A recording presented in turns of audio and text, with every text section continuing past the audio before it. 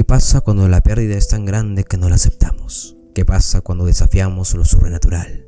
¿Qué pasa cuando jugamos a ser Dios?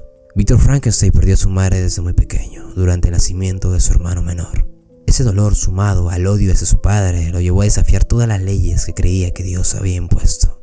Víctor no solo era inteligente, era arrogante, se hundía en sus ideas y emociones, y con el tiempo creó algo que jamás debió existir, algo magnífico al inicio, pero que pronto se convirtió en su peor pesadilla. Para la criatura, Víctor no era un científico, era su padre, su Dios, su protector, la primera persona en quien podía confiar y en el cual debió confiar.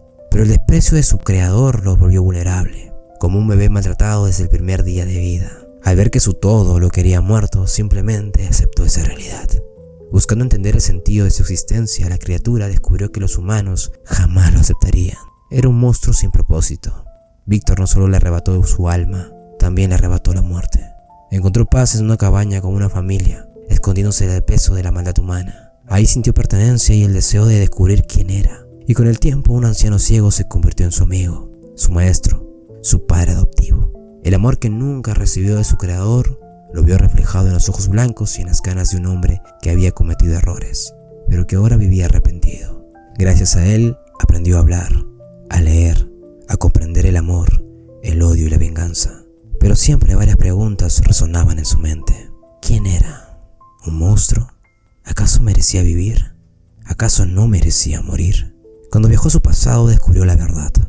Era solo un experimento. No tenía alma, no tenía propósito. Nunca pidió vivir, pero siempre había un nombre que se repetía en su memoria: Víctor.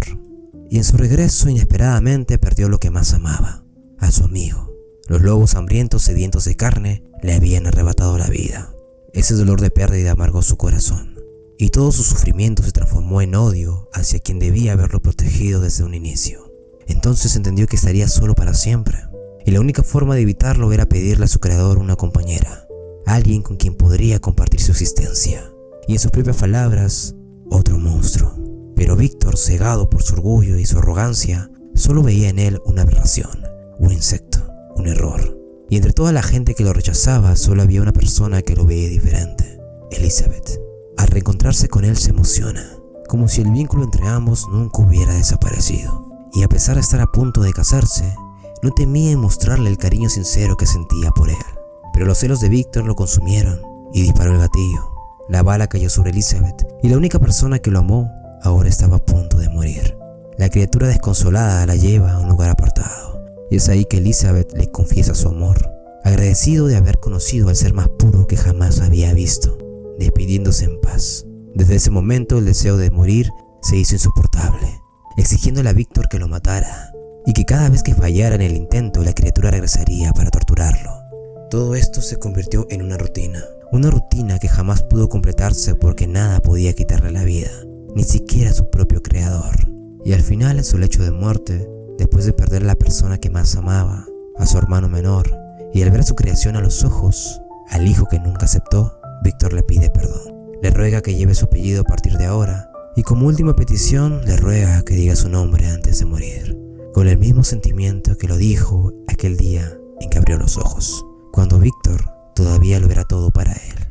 La criatura llora desconsoladamente y acepta sus disculpas, y por fin es libre de su tormento. Mira el amanecer como un nuevo hombre, como una nueva persona, aceptando que debe vivir cada día no solo por él, sino por las personas que lo amaron de verdad.